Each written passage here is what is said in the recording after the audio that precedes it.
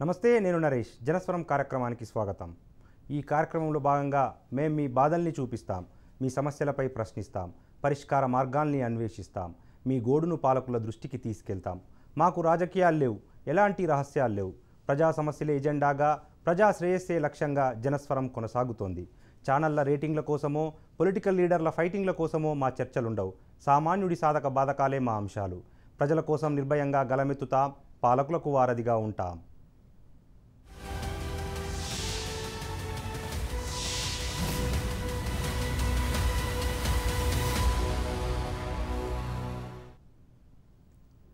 ఆంధ్రప్రదేశ్లో విద్యుత్ సంస్కరణల వేగం పెరిగింది.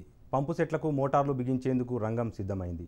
కేంద్ర ప్రభుత్వ ఆదేశాలతో మీటర్లు తప్పనిసరి అంటోంది ఏపీ సర్కార్. అయినా రైతులకు ఉచిత విద్యుత్ అందజేస్తామని, పైసా భారం లేకుండా చూస్తామని హామీ ఇస్తోంది. అయినప్పటికీ గత సంస్కరణల దృష్ట్యా అన్నదాతలు ఆందోళన చెందుతున్నారు. మోటార్లకు మీటర్లపై ఇవాల్టి జనస్వరం. ఈ కార్యక్రమంలో భాగంగా మనం మొత్తం ఆంధ్రప్రదేశ్ రాష్ట్రంలో ఈ విద్యుత్ సంస్కరణల వేగం పెరిగిందని చెప్పాలి. ఎందుకంటే అసలు విద్యుత్ రంగంలో సంస్కరణలకు ఉమ్మడి రాష్ట్రంలో ఆంధ్రప్రదేశే బీజం వేసింది. అందుకు కొనసాగింపుగా ఈరోజు ఏపీ ప్రభుత్వం కూడా తాజాగా ఒక జీవోను జారీ చేసింది 2 రోజుల క్రితం. ఈ జీవోలో భాగంగా దేశవ్యాప్తంగా వ్యవసాయ పంపు సెట్లకు మీటర్లు బిగించాలన్న లక్ష్యాన్ని కేంద్రం నిర్దేశించుకుంది. అందులో భాగంగా మొదటి రాష్ట్రం ఏపీ ఈ పథకానికి సంబంధించి తన అంగీకారం తెలిపింది.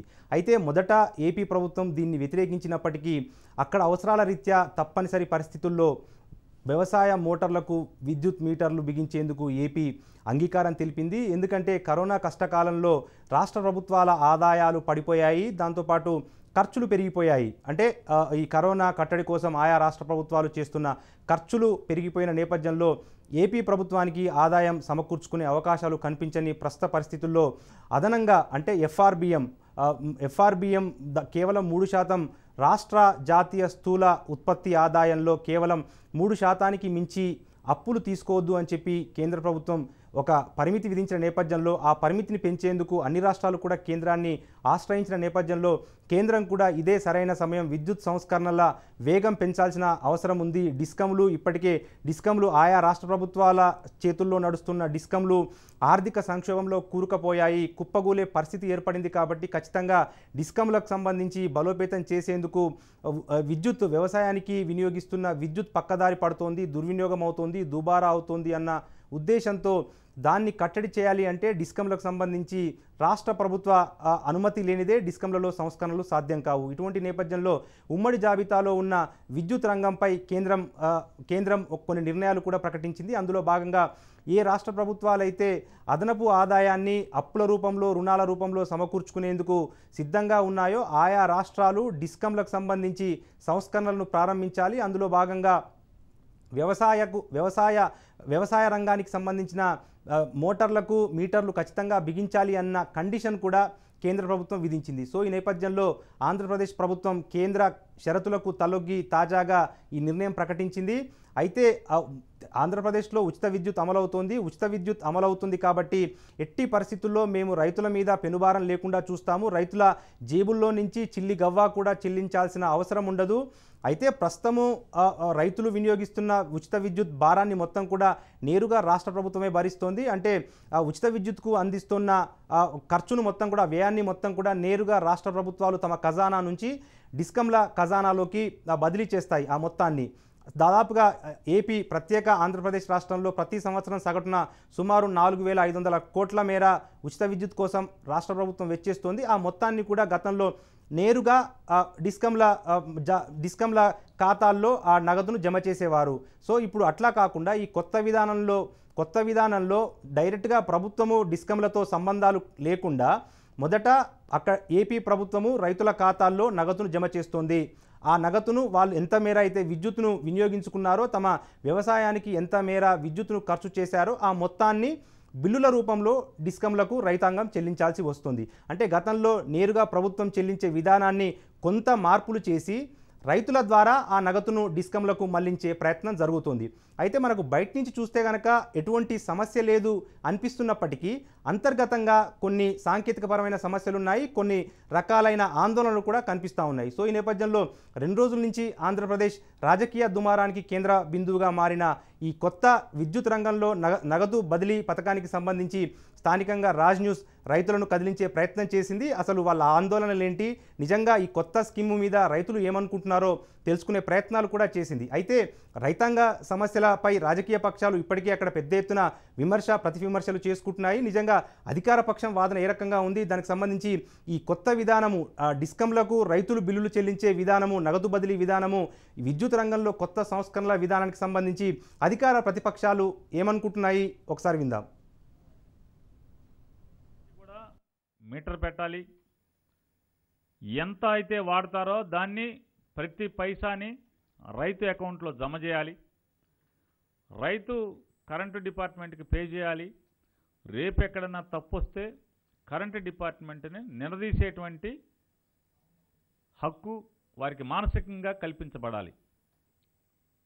అలాగే రైతులు ఎవరికి కూడా ఒక్క పైసా భారం మాత్రం ఇందులో పడే పరిస్థితి లేదు.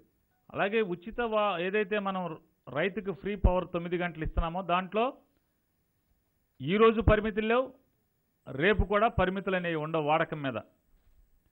ఇప్పటికీ 18 లక్షల రైతు కనెక్షన్లు, ఉచిత విద్యుత్ కనెక్షన్లు ఉన్నాయి ఈ రాష్ట్రంలో. ఈ విద్యుత్కు సంబంధించినటువంటి మీటర్లు ఏవైతే మీరు పెట్టాలనుకుంటున్నారో దాన్ని వెంటనే మానుకోండి. మీటర్లు పెడితే ఏ రైతు కూడా ఒప్పుకునేటువంటి పరిస్థితి లేడు. రైతుల్ని మభ్యపుచ్చద్దండి, మోసం చేయొద్దండి, దగా చేయొద్దండి అని చెప్పి ఈ ప్రభుత్వానికి విజ్ఞప్తి చేస్తాం. మీటర్లు పెడతాము, మరి ఆ తర్వాత ఉచితంగానే ఇస్తాము అంటున్నారు. మనం నిజంగా ఉచితంగానే ఇచ్చేటప్పుడు ఇది అనవసర ప్రక్రియ కదా అని చెప్పి మా అనుమానం. ఇది ఈరోజు మీరు ఉచితంగా పెట్టి భవిష్యత్తులో ఏమన్నా ఛార్జెస్ అనౌన్స్ చేసేదానికి ఇది ఏర్పాటు అనుకోవాలా? మరి అనవసర ఈ బడ్జెట్ దీనికి డబ్బు ఖర్చు పెట్టడం, ఉచితంగా ఇచ్చేదానికి ఇది ఎందుకు, మీకు ఎవరు సజెషన్ ఇచ్చారో, ఇది ఎందుకు అవసరమో మీరు దాని గురించి ప్రజలకు క్లారిటీ ఇస్తే, రైతులకు క్లారిటీ ఇస్తే మంచిది. ఈరోజు మీటర్ పెడుతున్నారంటే రేపు బిల్లు వేస్తారని రైతులు అపోహపడుతున్నారు. రాష్ట్ర ప్రభుత్వం ఎన్నికల ముందు ఒక హామీ ఇచ్చింది, నగదు బదిలీ చేస్తామని చెప్పలే. రైతులకు ఇస్తున్న ఉచిత విద్యుత్తును 9 గంటలు ఇస్తాం ఉచితంగా అని చెప్పారు. ఈ ఉచితంగా ఇస్తామని చెప్పేసి మళ్ళీ నగదు బదిలీ పెట్టడం ఏంది? ఇది రాష్ట్ర ప్రభుత్వం కావాలని రైతుల మీద భారం మోపడానికి, వ్యవసాయ రంగం నుంచి రైతాంగాన్ని దూరం చేయడానికి, రైతుల ఆత్మహత్యల వైపు ఉసిగొలపడానికి ప్రభుత్వం పూనుకున్నటువంటి పరిస్థితి. దీన్ని కూడా వెనక్కి తీసుకోకపోతే గతంలోనే పెద్ద ఎత్తున విద్యుత్ ఉద్యమం ఈ రాష్ట్రంలో జరిగినటువంటి పరిస్థితి. కానీ అట్లాంటి ఉద్యమాలకు రైతులు కానీ ప్రజానీకం పోకోకుండా ఈ విద్యుత్ నగదు బదిలీ పథకాన్ని, వ్యవసాయ పంపిణీకి ఇచ్చే నగదు బదిలీ పథకాన్ని తక్షణం ఉపసంహరించుకోకపోతే పెద్ద ఎత్తున రైతాంగాన్ని సమీకరించి ఆందోళన చేస్తామని చెప్పేసి ప్రభుత్వాన్ని హెచ్చరిస్తున్నాం.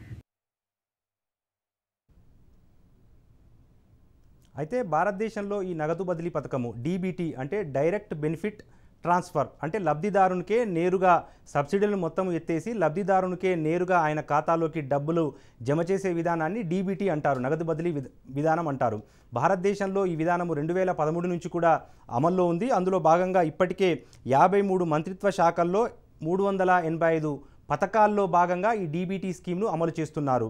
అయితే విద్యుత్ రంగంలో మాత్రం ఇది మొట్టమొదటి డీబీటీ స్కీమ్గా మనం చెప్పుకోవచ్చు. ఎందుకంటే ఇప్పటి వరకు అన్ని మంత్రిత్వ శాఖల్లో ఈ డీబీటీ స్కీమ్ అమలైనప్పటికీ, అంటే ఈ నగదు బదిలీ స్కీమ్ అమలైనప్పటికీ విద్యుత్ రంగంలో మాత్రం మొట్టమొదటి ఈ డీబీటీ స్కీమ్ కావడంతో దీని మీద ఎన్నో అనుమానాలు కలుగుతున్నాయి. అంటే ఒకవైపు ప్రభుత్వము, ఏపీ ప్రభుత్వము, కేంద్ర ప్రభుత్వము రైతులకు ఎటువంటి ఇబ్బంది ఉండదు అని చెప్పి పదే పదే హామీ ఇచ్చినా మాత్రం రైతుల్లో ఒక రకమైన ఆందోళన కనిపిస్తోంది. ఎందుకంటే డీబీటీ స్కీమ్ అమలు చేస్తున్న గ్యాస్ సబ్సిడీ కానీ, లేకపోతే ఎరువుల సబ్సిడీ కానీ, ఇట్లాంటి సబ్సిడీ మొత్తం కూడా కేంద్ర ప్రభుత్వము ఎత్తేసి నేరుగా మొదట మన మార్కెట్ ధరకు అనుగుణంగానే మనం గ్యాస్ సిలిండర్ను కొనుగోలు చేయాల్సి ఉంటుంది.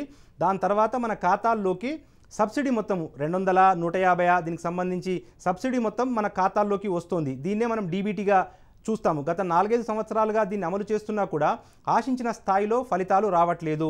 ఎల్పిజి మరీ ముఖ్యంగా గ్యాస్కు సంబంధించి కానీ, లేకపోతే ఎరువులకు సంబంధించి కానీ ఈ డీబీటీ నగదు బదిలీ పథకము ఫుల్ ఫ్లెడ్జ్డ్గా సక్సెస్ కాలేదు అన్న అభిప్రాయం వ్యక్తమవుతుంది. ఇదే విషయాన్ని పార్లమెంట్లో కాగ్ నివేదిక కూడా బయటపెట్టింది. ఎందుకంటే ఈ నగదు బదిలీ చేస్తున్న సందర్భంగా ఆధార్ కార్డు మీద, దాని తర్వాత బ్యాంక్ పాస్బుక్ మీద, దాని తర్వాత లబ్ధిదారుని బుక్ మీద, అంటే గ్యాస్ బుక్ మీద ఈ పలు రకాలైన ధృవీకరణ పత్రాల మీద ఒకటే పేరు ఉండాలి. ఒక్క పేరు ఉంటేనే ఈ డబ్బులు సకాలంలో మీ బ్యాంక్ అకౌంట్లో జమ అవుతాయి. ఒకవేళ సాంకేతిక సమస్య, పొరపాటున ఆధార్లో ఒక స్పెల్లింగ్ మిస్టేకో లేకపోతే ఇంటి పేరు లేకపోవటమో జరిగితే కనుక ఆ వ్యక్తికి, ఆ అర్హునికి డీబీటీ స్కీమ్ కింద నగదు బదిలీ కావటం లేదు. లక్షలాది మంది ఇట్లా ఇబ్బంది పడుతున్నారు. మనం గ్యాస్ బుకింగ్ సందర్భంగా అక్కడికి వెళ్తే 5 సంవత్సరాలు అయినా కూడా ఈ పథకాన్ని అమలు చేసి చాలామంది రోజు మా అకౌంట్లలో ఇంకా సబ్సిడీ మొత్తం పడలేదు, ఏదో సమస్య ఉంది అంటే అక్కడి నుంచి వాళ్ళు బ్యాంకుకు పంపించటము, బ్యాంకులో కూడా ఇక్కడ సమస్య లేదు, మీ ఆధార్లోనే సమస్య ఉందంటే తిరిగి ఆధార్ సెంటర్కు వెళ్ళటము, ఇట్లా ఈ సమస్యలు నిత్యకృత్యం అవుతున్న సందర్భంగా విద్యుత్ రంగంలో ఒకవేళ నిజంగా ప్రభుత్వం చెప్తున్నట్టుగా వాళ్ళు రైతాంగము వినియోగించుకున్న విద్యుత్కి వాళ్ళ అకౌంట్లలోనే నేరుగా డబ్బులు వేస్తామన్నా కూడా ఆ భూమి యజమాని పేరు ఏ రకంగానైతే యజమాని పేరుందో, పట్టా పాస్ పుస్తకం మీద ఏ రకమైన పేరుందో అదే రకమైన పేరు ఆ బ్యాంక్ అకౌంట్ మీద ఉండాల్సి వస్తుంది. దాంతోపాటుగా ఆధార్ కార్డు మీద కూడా అదే నెంబర్ ఉండాల్సి వస్తుంది. ఇటువంటి సందర్భంగా ఒక ధృవీకరణ పత్రంలో ఉన్న పేరు మరొక ధృవీకరణ పత్రంలో సరిపోలేకపోతే కనుక ఖచ్చితంగా ఆ రైతుకు ఆ డబ్బులు జమ కావు. ఒకవేళ నిజంగా రైతుకు బ్యాంకుల్లో డబ్బులు జమ అవుతాయి అనుకున్నా కూడా ఎంట్రీ సందర్భంగా చాలా బ్యాంకులకు సంబంధించి ఐఎఫ్ఎస్సి కోడ్ సమస్య, అకౌంటు ఒక్కొక్కసారి పొరపాటు జరగటము, దాంతోపాటు ఒకవేళ గతంలో ఆ రైతు ఏదైనా రుణం తీసుకొని వివిధ ఆర్థిక పరిస్థితుల నేపథ్యంలో ఆ రుణాన్ని ఒకవేళ ఆ రైతు ఆ రుణాన్ని చెల్లించలేదు అనుకుందాం. సో బకాయిల పేర ఆ విద్యుత్ ఖర్చుల కోసం ప్రభుత్వం వేసిన డబ్బులను కూడా బ్యాంకులు జమ చేసుకునే ప్రమాదం కూడా ఉంది. దాంతోపాటు ఒక్కొక్కసారి కొన్ని బ్యాంకులు మినిమం బ్యాలెన్స్ అంటే ఉండాల్సిన కనీస బ్యాలెన్స్ లేదన్న కారణంతో ఒక్కొక్కసారి 500-600 కూడా బ్యాంకులు కట్ చేస్తున్న ఉదంతాలను మనం చూసాము. సో ఇన్ని సాంకేతిక సమస్యల నేపథ్యంలో ఈ డీబీటీ స్కీమ్ గ్యాస్లో ఏ రకంగానైతే గ్యాస్ డీబీటీ స్కీమ్లో ఏ రకంగానైతే సమస్యలు ఉత్పన్నమవుతున్నాయో విద్యుత్ రంగంలో కూడా ఏపీ ప్రభుత్వం తీసుకొచ్చే కొత్త విధానంలో కూడా ఇటువంటి సాంకేతిక సమస్యలు తలెత్తే ప్రమాదం ఉందన్న ఆందోళన కూడా రైతాంగంలో వ్యక్తమవుతుంది. దీనికి సంబంధించి అసలు రైతులు ఏమనుకుంటారో ఒకసారి చూద్దాం. ఇవాళ పాస్బుక్ ఉండాలా, ఆధార్ కార్డు ఉండాలా, బ్యాంక్ అకౌంటు ఇవన్నీ కూడా ఉన్న వాళ్ళకేనంటే ఇవాళ చాలామందికి ఇవాళ భూ పంపనీలు అయిపోయిన తర్వాత ఒక అన్నదమ్ముడి పేరు మీద ఉంటే 4-5 అన్నదమ్ములకి భూములకు కూడా నీరెళ్ళే పరిస్థితి ఉంది. ఇటువంటి టెక్నికల్ సమస్యలు కూడా ఉన్నాయి.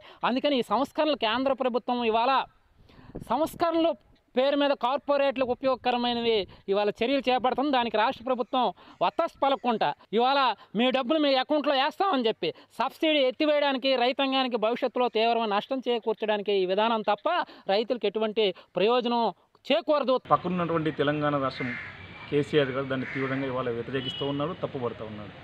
మా రైతులకు ఇబ్బంది కలుగుతుంది. నేను ఈ సెంట్రల్ స్కీమ్లోకి ఈ రాష్ట్రం నుంచి నేను వెళ్ళనని చెప్పేసి కేసీఆర్ గారు తెగేసి చెప్తా ఉన్నారు.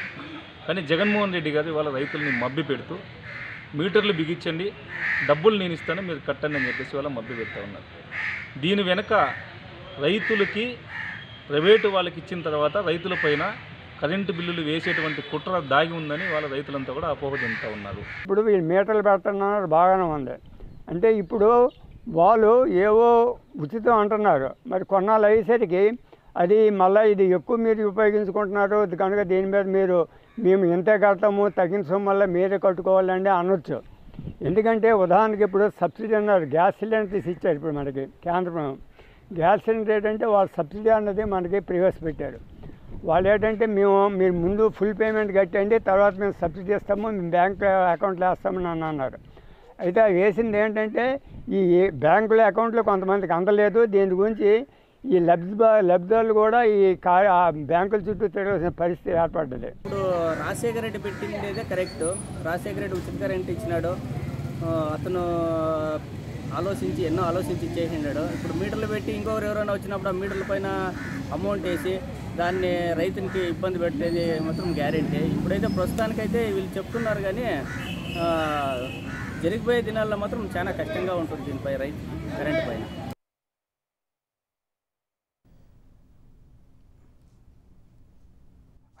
అయితే ఈ మనం ఇంతకుముందు చర్చించుకున్నట్టుగా ధృవీకరణ పత్రాల్లో పేర్లు సరిపోకపోతే వాళ్ళ అకౌంట్లోకి డబ్బులు పడవు. ఇటువంటి సాంకేతిక సమస్యలు తలెత్తున్నాయి. ఎందుకంటే భారతదేశ వ్యాప్తంగా కార్మికులు తాము పనిచేస్తున్న కష్టార్జితాన్ని ఎంతో కొంత సేవ్ చేసుకోవాలని ప్రావిడెంట్ ఫండ్లో కొంత జమ చేసుకుంటారు. దాదాపు భారతదేశంలో 43,000 కోట్ల ప్రావిడెంట్ ఫండ్ ఇప్పటికీ కూడా పిఎఫ్ అకౌంట్లోనే మూలుగుతుంది. దానికి ఒకే ఒక సాంకేతికపరమైన సమస్య ఏమొస్తుంది అంటే ఎంప్లాయీకి సంబంధించి అంటే ఉద్యోగికి సంబంధించి ఆధార్ కార్డు మీద ఉన్న పేరు, దాని తర్వాత బ్యాంక్ అకౌంట్ మీద ఉన్న పేరు విభిన్నంగా ఉన్నాయి. సో కొన్నిసార్లు పాన్ కార్డు మీద పేరు విభిన్నంగా ఉంటుంది. సో ఈ 3 కార్డులకు సంబంధించి కానీ లేకపోతే ఆధారు బ్యాంక్ అకౌంట్కి సంబంధించి ఆయన ధృవీకరణ పత్రానికి సంబంధించి ఓటర్ ఐడి కానీ లేకపోతే ఇతరత్ర ధృవీకరణ పత్రాల మీద ఒకే పేరు ఉండకపోవటం వల్ల దాదాపు పిఎఫ్ అకౌంట్లో 43,000 కోట్ల రూపాయలు నిరుపయోగంగా పడి ఉన్నాయి. అంటే అదంతా కూడా కార్మికుల కష్టార్జితము. కేవలం సాంకేతికపరమైన సమస్యల వల్లనే వాటిని కార్మికులు విత్డ్రా చేసుకోలేకపోతున్నారు అని ఏకంగా పార్లమెంట్లోనే అప్పుడు కార్మిక శాఖ మంత్రిగా ఉన్న బండారు దత్తాత్రేయ కూడా వాపోయారు. సో ఇటువంటి సమస్యలు, సాంకేతిక సమస్యలు ఉన్న తరుణంలో నిజంగా ఈ స్కీము డీబీటీ విద్యుత్ రంగంలో ఈ నగదు బదిలీ స్కీమ్కి సంబంధించి సాధ్యాసాధ్యాలు, డిస్కంలను ప్రైవేటీకరణ చేసే అవకాశాలు, ఈ అన్ని అంశాలను చర్చించేందుకు మనతో పాటు విద్యుత్ రంగ నిపుణులు వేణుగోపాల్ మనతో పాటు లైవ్లో అందుబాటులో ఉన్నారు. వారిని అడిగి మరిన్ని వివరాలు తెలుసుకునే ప్రయత్నం చేద్దాం. సార్ నమస్తే. నమస్కారం సార్, ఎట్లా చూడాలి సార్ ఇది? ఏపీ రాష్ట్రం గతంలో కూడా మొదటిసారి సంస్కరణలు ఏపీలోనే విద్యుత్ రంగంలో ప్రారంభమైపోయాయి. తిరిగి మరోసారి ఏపీలోనే ఏ రాష్ట్రంలో కూడా ఈ విధానం లేదు. అంటే పంపు సెట్లకు మోటార్లు బిగించి ఆ రైతులకు బిల్లులు వేసే విధానం ఏ రాష్ట్రంలో కూడా లేదు. ఏపీలో ఎందుకు ఈ ప్రయత్నం జరుగుతోంది? దీని వెనుక ఉన్న మతలబ్ ఏంటి, ఆంతర్యం ఏంటి? ఇప్పుడు కేంద్ర ప్రభుత్వం ఎఫ్ఆర్బిఎం పేరుతో అంటే రాష్ట్ర ప్రభుత్వాలు చేసుకునే అప్పుల మీద ఉన్న పరిమితిని సడలించడం కోసం కొన్ని షరతులు పెట్టింది. అందులో ఇదొకటి, ఏది ఈ డైరెక్ట్ బెనిఫిట్ ట్రాన్స్ఫర్ స్కీమ్ రైతులకి విద్యుత్ రంగంలో సంబంధించి. ఇప్పుడు సరే రాష్ట్ర ప్రభుత్వం మరి ఏ కారణం వల్ల వాటికి అంగీకరించి చేస్తున్నా కూడా ఇది ఒక రకంగా చెప్పాలంటే కేంద్ర ప్రభుత్వానికి సంబంధించిన సమస్య కాదు. విద్యుత్ సరఫరా చేసేది, సబ్సిడీ ఇచ్చేది రాష్ట్ర ప్రభుత్వం. మధ్యలో ఉన్నది డిస్కాములు, బెనిఫిట్ పొందేది రైతులు. వీళ్ళెవరికి లేని సమస్య మాకేదో వచ్చిందన్నట్టుగా మోడీ ప్రభుత్వం ఇవాళ ఇది ఒక రకంగా చెప్పాలంటే తుగ్లక్ వ్యవహారం లాగా ఉంది. ఎందుకంటే ఇప్పుడు డైరెక్ట్గా డిస్కాములకి ప్రభుత్వం సబ్సిడీ ఇస్తుంది. ఇది ఎలక్ట్రిసిటీ రెగ్యులేటరీ కమిషన్లో పబ్లిక్ హీరింగ్ అయ్యాక ఈ సంవత్సరం పలానా కేటగిరీకి అంటే రైతులకి లేకపోతే ఇంకా మిగతా కేటగిరీలకి ఇంత సబ్సిడీ ఇస్తామని ఒప్పుకుంటుంది. దాని ప్రకారం అది రెవెన్యూ రిక్వైర్మెంట్ని సర్దుబాటు చేసి బ్యాలెన్స్కి ఛార్జీలు పెంచాల్సినప్పుడు వాళ్ళు పెంచుతున్నారు. అందువల్ల ఇక్కడ ప్రభుత్వం అంగీకరించిన సబ్సిడీ ఇవ్వకపోవటం అనే సమస్య ఇక్కడేం కనపట్ల. ఎందుకంటే ప్రతి నెల వాళ్ళు ఇస్తూనే ఉన్నారు. రెండోది, ఒక నిజంగా ఇవ్వలేని పరిస్థితే ఉందనుకోండి, రైతులకు కూడా రేపు ఇవ్వలేరు కదా, అదే ఆర్థిక పరిస్థితి వస్తుంది కదా. ఏమవుతుంది అప్పుడు? రైతులకు బిల్లు కట్టలేదు కనుక డిస్కనెక్ట్ చేస్తామంటారా? అది సాధ్యం కాదు కదా. చేస్తే ఏముంది, ఒక 4 రోజులు చేస్తే చాలు పంటలు ఎండిపోతాయి, రాష్ట్రానికి నష్టం, ఆహార భద్రతకి ముప్పు, రైతులలో చాలా తీవ్రమైన ఆందోళన చేస్తారు. ఇవన్నీ వస్తాయి. రాష్ట్ర ప్రభుత్వం ఇవన్నీ ఎదుర్కోవాల్సి వస్తుంది. కేంద్రం తనకేం పట్టినట్టు అక్కడ కూర్చుంటుంది. అందువల్ల ఇదేంటంటే బాధ్యత రాహిత్యం. రాష్ట్రాల మీద బలవంతంగా తన ప్రజా వ్యతిరేక విధానాలను అమలు చేయాలని బలవంతం చేస్తున్న కేంద్ర ప్రభుత్వ ధోరణిలో ఇది కూడా ఒక భాగంగా ఉంది. ఓకే, అయితే అదే సందర్భంగా రాష్ట్ర ప్రభుత్వం మాత్రం రైతుల మీద ఎటువంటి భారం లేకుండా చూస్తాము, పారదర్శకంగా ఈ దుబారా కాకుండా, ఎందుకంటే కొన్ని చోట్ల ఉచిత విద్యుత్ పేర విద్యుత్ అనేది పక్కదారి పడుతోంది, అర్హులకు అందటం లేదు అన్న కొన్ని అంశాలను కూడా ఏపీ ప్రభుత్వం తెర మీదకి తీసుకొస్తుంది. అందులో భాగంగా దాన్ని కట్టడి చేయాలంటే ఇది తప్ప మరొక అవకాశం లేదు, మరొక మార్గం లేదు. అదే సందర్భంగా రైతులకు నాణ్యమైన విద్యుత్ అందించకపోతే డిస్కంలను ప్రశ్నించే అధికారము ఈ కొత్త పథకం ద్వారా రైతాంగానికి అందుతోందన్న ఒక ఆర్గ్యుమెంట్ను కూడా ఏపీ ప్రభుత్వం చేస్తూ ఉంది. దీన్ని ఎట్లా చూడాలి? ఇప్పుడు రైతాంగం ప్రశ్నించడం అనే సమస్య లేదండి. ఎందుకంటే రైతాంగానికి ఉచిత విద్యుత్ నిర్ణీత గంటల ప్రకారం ప్రతిరోజు సరఫరా చేస్తుంటే అక్కడ అది సరఫరాకు సంబంధించిన సమస్య. డబ్బులు ఇస్తున్నారా లేదా అనేది ఇప్పుడు రైతులనేమి అడగట్లేదు, ప్రభుత్వం ఇస్తుంది. తర్వాత రెగ్యులేటరీ కమిషన్ ఈ సంవత్సరం ఇన్ని వేల మిలియన్ యూనిట్లు వ్యవసాయ రంగానికి అవసరమని నిర్ధారిస్తుంది. దాని ప్రకారం సబ్సిడీ ప్రభుత్వం ఇస్తుంది. అంతకంటే ఎక్కువ వినియోగం అయితే తర్వాత వాళ్ళు మళ్ళీ డిస్కామ్స్ రెగ్యులేటరీ కమిషన్ ముందుకెళ్ళి ప్రభుత్వంతో కూడా సంప్రదించి రెగ్యులేటరీ కమిషన్ ఆర్డర్ ఇచ్చాక ప్రభుత్వం అంగీకరించి అదనపు సబ్సిడీ కూడా ఇస్తుంది. అందువల్ల వ్యవసాయానికి ఉచిత విద్యుత్కి ఇచ్చిన విద్యుత్తుకు సంబంధించిన సబ్సిడీని ప్రభుత్వం ఇవ్వకపోవటం అనే సమస్య ఇక్కడ తలెత్తట్ల ఇన్నేళ్ల అనుభవంలోనూ. రెండోది, ఇప్పుడు మీటర్ రీడింగ్ టెక్నికల్గా ఒకటి.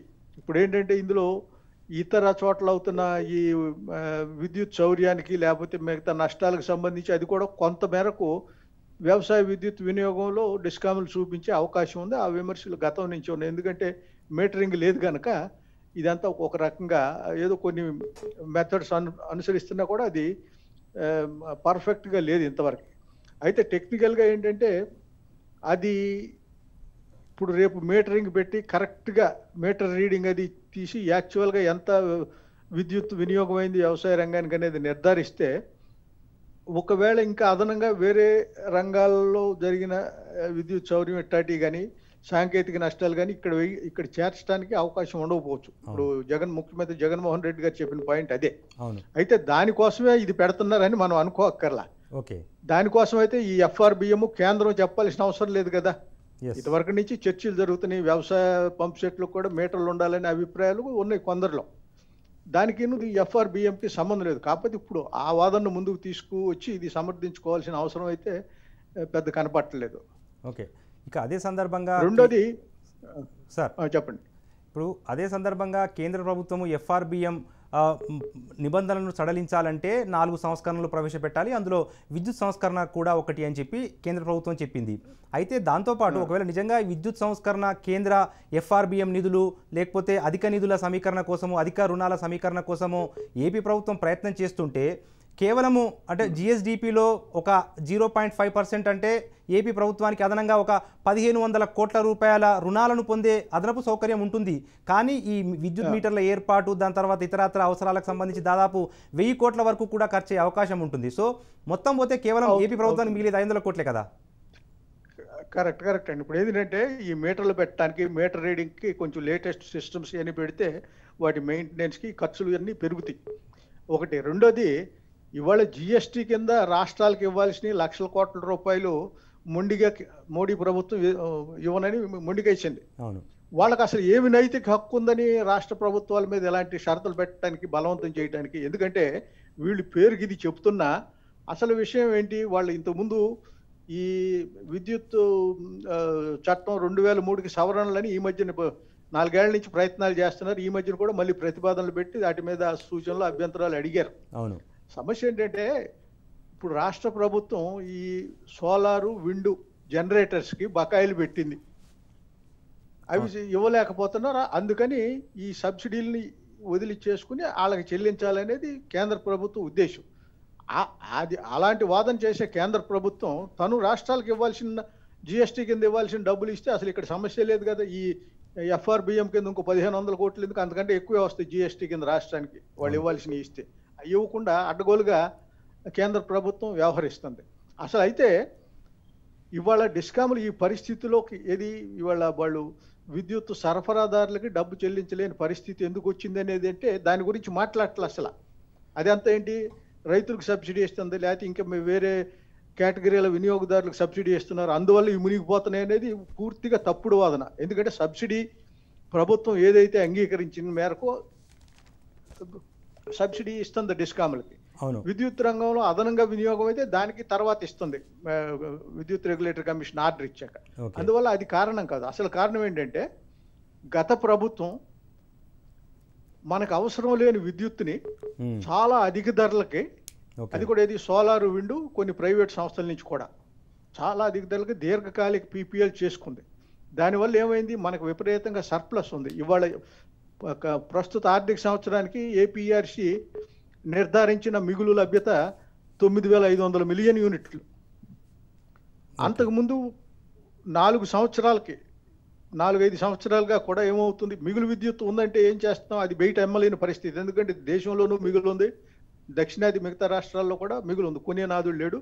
రెండోది ఇది చాలా అధిక ధరకు ఉన్న విద్యుత్తుని బయట ఎవరు కొనరు కాంపిటేటివ్గా, సర్ప్లస్ ఉన్న పరిస్థితిలో. అక్కడ కొరత ఉంటే ఎంతో కొంత కొనుక్కుంటారు అట్లీస్ట్ పీక్ అవర్స్లో, పీక్ సీజన్స్లో. ఇప్పుడు ఆ పరిస్థితి లేదు. అది ఈ మిగులును కూడా మన డిస్కామ్లు అమ్ముకోలేని పరిస్థితి ఉంది. అది నిర్ధారించారు కమిషన్ ముందే. కమిషన్ కూడా కామెంట్ చేసింది, they failed measurably to cell the surplus power అని. అలాంటి పరిస్థితులు ఏమవుతుంది, ఈ సోలారు విండు చాలా అధిక ధర, 5 రూపాయలు 6 రూపాయలు, కొన్ని కొంత మేరకు అయితే NTPC నుంచి 11 రూపాయలకు కూడా ఉన్నాయి. ఇవన్నీ తప్పుడు నిర్ణయాలు తీసుకుని తప్పుడు పీపీఎల్ ఇవన్నీ అనవసరమైన విద్యుత్తును కొనుగోలు చేయించారు.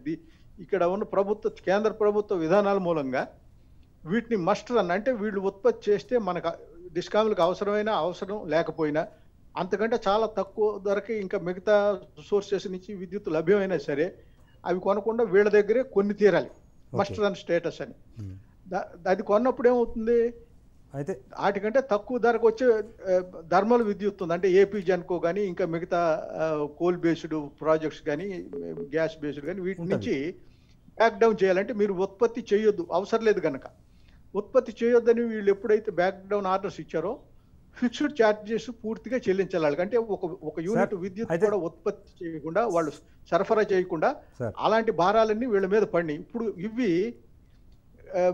2019-20కి ముందు 4 సంవత్సరాల కాలానికి అదే సార్. అయితే దాదాపు ఇంకొక ఫైనల్గా చెప్పండి సార్, మనకు టైం కూడా ఇది అయిపోయింది. ఎందుకంటే ఈ భారం ఏడాదికి 5,000 కోట్లు మాకు నష్టం వస్తుందని అవును ఏపీ డిస్కామ్స్ ఏపీఆర్సీ ముందు తెలియజేసినాయి. అవును, అది భారాలు రావడానికి కారణం వీళ్ళు తప్పుడు పవర్ పర్చేజ్ అగ్రిమెంట్స్ అవసరం లేని అధిక ధర విద్యుత్తుకి చేయించినందువల్ల ఈ భారాలు పడుతున్నాయి.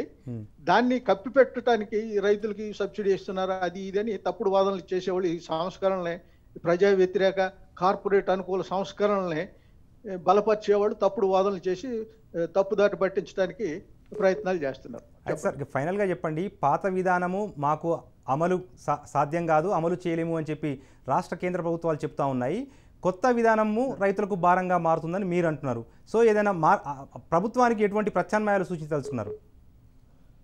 ప్రత్యామ్నాయం కాదు, ఇక్కడ ఇప్పుడు రాష్ట్ర ప్రభుత్వం మేము అమలు చేయలేమని అంటలా. కేంద్ర ప్రభుత్వం FRBM లిమిట్స్ ని సడలించడం కోసం ఈ షరతులు పెట్టింది. ఆ సడలింపు పొందడం కోసం వీటిని అమలు చేస్తున్నాము అని రాష్ట్ర ప్రభుత్వం చెబుతుంది. అమలు చేయలేమని కాదు, ఇన్ని సంవత్సరాలుగా చేస్తుంది, రేపు చేయలేకపోవడానికి ఏముంది. ఎందుకంటే ఇప్పుడు నేను ఇందాక చెప్పినట్టు లోపాలు ఈ అనవసరమైన భారాలు ప్రజల మీద డిస్కామ్ల మీద పడుతున్నాయి ఏవైతున్నాయో ఆ తప్పుడు విధానాలను సరిదిద్దుకుంటే ఏ సమస్య లేదు. వాటి గురించి అసలు మాట్లాడరు, కేంద్ర ప్రభుత్వం అసలు మాట్లాడదు, కేంద్ర మంత్రులు మాట్లాడరు, వాళ్ళకి భజన చేసేవాళ్ళు మాట్లాడరు. ఇదంతా తెచ్చి రైతులను ఎత్తిన మామూలు జనం ఎత్తిన వేసేసి వాళ్ళని ఇదంతా ఇది పాపులిస్ట్ మెజర్స్ ఇవి అని. వీళ్ళు మోడీ ప్రభుత్వం వచ్చాక 6 ఏళ్లలో 8 లక్షల కోట్ల రూపాయలు కార్పొరేట్ సంస్థలకి రుణాల బకాయిల్ని మాఫీ చేసిందని ఆ మధ్యన రైట్ టు ఇన్ఫర్మేషన్ యాక్ట్ కింద చాలా పేపర్లు వచ్చినాయి, అంతా చూసాం. అంటే ఏంటి ఇప్పుడు అలాగే డిస్కామ్లకు ఉన్నాయండి, బకాయిల్లో ఉన్నాయి 95,000 కోట్లు మేము రుణాలు ఇస్తూ ఉంటారు. అంటే వడ్డీ వ్యాపారులాగా మేము వాళ్ళ దగ్గర వడ్డీలు వసూలు చేసి అప్పులు ఇస్తూ ఉంటారు. కానీ ప్రభుత్వ రంగ సంస్థల్ని ప్రజలకి సేవలు అందించే ప్రభుత్వ రంగ సంస్థలకి ఆ రుణాల బకాయిల్ని మాఫీ చేయడానికి కేంద్రానికి మనసు ప్రైవేట్ వాళ్ళకి బ్రహ్మాండంగా చేసేసింది 8 లక్షల కోట్ల రూపాయలు. అంటే ఆ ప్రభుత్వ వైఖరి ఏంటి అనేది దీన్ని బట్టి అర్థమవుతుంది. ప్రజా వ్యతిరేక వైఖరి, కార్పొరేట్ అనుకూల వైఖరి, జనాన్ని దోషి కాకులను కొట్టి గద్దలకు పెట్టే విధానం ఈ ప్రభుత్వం. అందువల్ల దీనికి ప్రత్యామ్నాయం ఏంటి, అది మార్చుకోవటమే. Okay, right sir, thank you.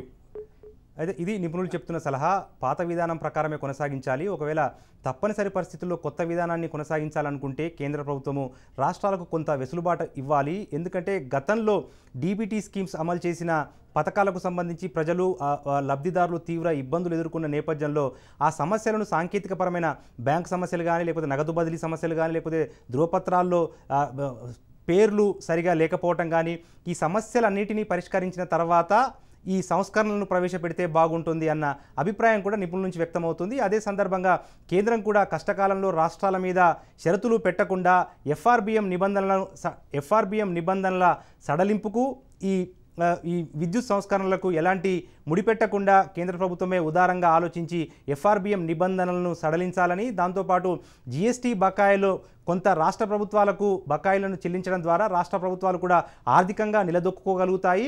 ఒకవేళ రాష్ట్ర ప్రభుత్వాలు డిస్కమ్స్ ఆర్థికంగా నిలదొక్కున్నప్పుడు ఇక ఇటువంటి కొత్త పథకాలు అమలు చేయాల్సిన అవసరం ఉండదు, రైతులకు ఒక ఆందోళనకరమైన పరిస్థితులు తలెత్తవు అని చెప్పి కూడా నిపుణులు అభిప్రాయం వ్యక్తం చేస్తూ ఉన్నారు. ఇది ఇవాల్టి జనస్వరం. మరో రోజు మరో కార్యక్రమంలో మళ్ళీ కలుద్దాం. అప్పటి వరకు చూస్తూనే ఉండండి రాజ్ న్యూస్.